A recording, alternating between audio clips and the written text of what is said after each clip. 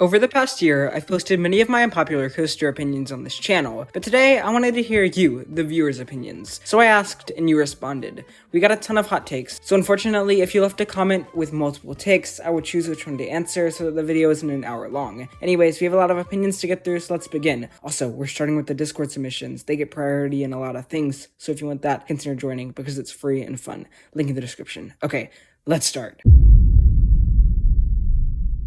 I actually completely agree. If you watched my top 25, you'll know that I have Steel Vengeance at number 3 and Millennium Force at number 2. I don't know, there's just something about flying at 93 miles an hour that's better than getting tossed around on Steel Vengeance, so yeah, agreed.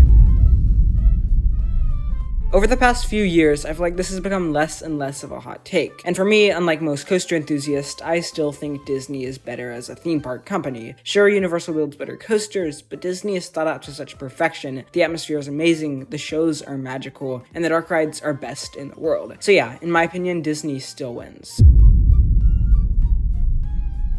Okay, I get that Seven Dwarfs Mine Train is a little overrated, but it's a more complete ride than Barnstormer and the theming is incredible. I disagree with this one, sorry. Okay, now, onto YouTube submissions. Yeah, I can agree with this. It has a little bit of headbanging, and the layout isn't the best, but it's also not bad. I'd say like for Cedar Point, it's pretty mid, but if it was at any other park, it would be pretty high in the lineup. I think it's cursed because of the park it's at, but in reality, it's a good ride. Wait, what? I need to know more, because this layout looks like it's one of the best coasters ever. I don't know. I haven't ridden it, but I don't think this is right. I need to actually get on it, but at the moment, I disagree. Okay, this one I completely agree with, and actually I agree with it strongly. I found Guardians to be pretty underwhelming. Like, it's fun, but it's not very forceful, and it's not as good as I expected it to be. It's just a lot of screens, but Everest, on the other hand, is one of my favorite and most memorable coasters ever, and it really has a soft spot in my heart, so I definitely agree.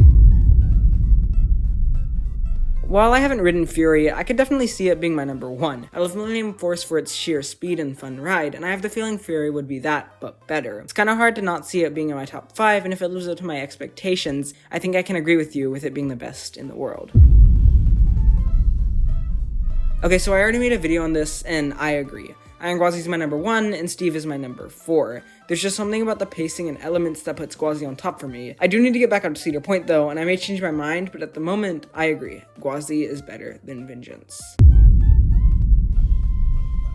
Okay, so I would say you're insane, but Orion isn't a giga, so I agree. This is another one that I agree with. It may be because I'm weak, but Magnum hurt a lot and really just wasn't an enjoyable experience for me. You're just getting flung up into the lap bar. Valraven, on the other hand, was a super fun dive coaster with actually pretty solid forces, so yeah, I'd agree with you. Iron Rattler is surprisingly short, so I can kind of see what you mean, but at the same time, I can't really see anything in Texas topping it. Maybe Wonder Woman or New Texas Giant, but then again, that would put it at number 3, so I don't agree, but I've also never ridden Iron Rattler, so I can't really talk. Okay, maybe it's the best B&M hyper, but you said best hyper in general, and Iron Gwazi exists, so...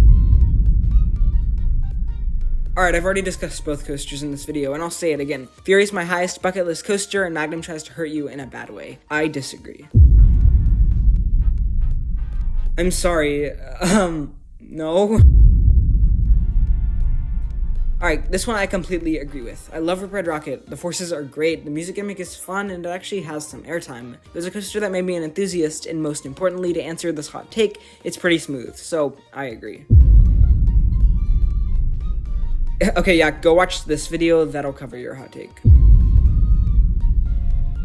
While I haven't ridden Express Platform 13, I've ridden basically a clone of it, that being Rock 'n' Roller Coaster, and I really agree. I found it to be very rough and unpleasant. The only thing I found good about Rock 'n' Roller Coaster was the theming, and the fact that Platform 13 doesn't have that, I definitely see where you're coming from. Oh boy, Ruben, I think you know the answer to this. If I can, I'm just gonna play a clip from your live stream really quickly.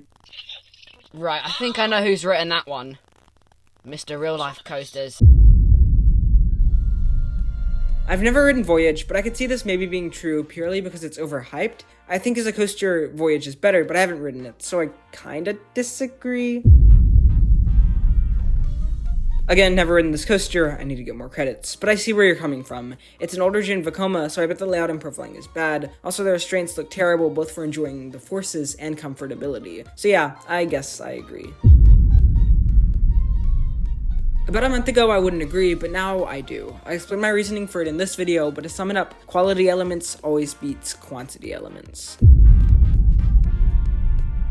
I really have no idea if I agree. I mean, my opinion changes every time I visit the park. I have Goliath above Twisted Cyclone in my rankings at the moment, but give it like a month and that might change. They're such incredible rides, and they're very different. I group them together at the top of the park's coasters, so I guess I agree, but also I don't. Yeah, maybe? Again, I haven't ridden this ride, so I have actually no clue. It looks smooth, but it's always different when you're actually there, so I can't really argue with you on this one.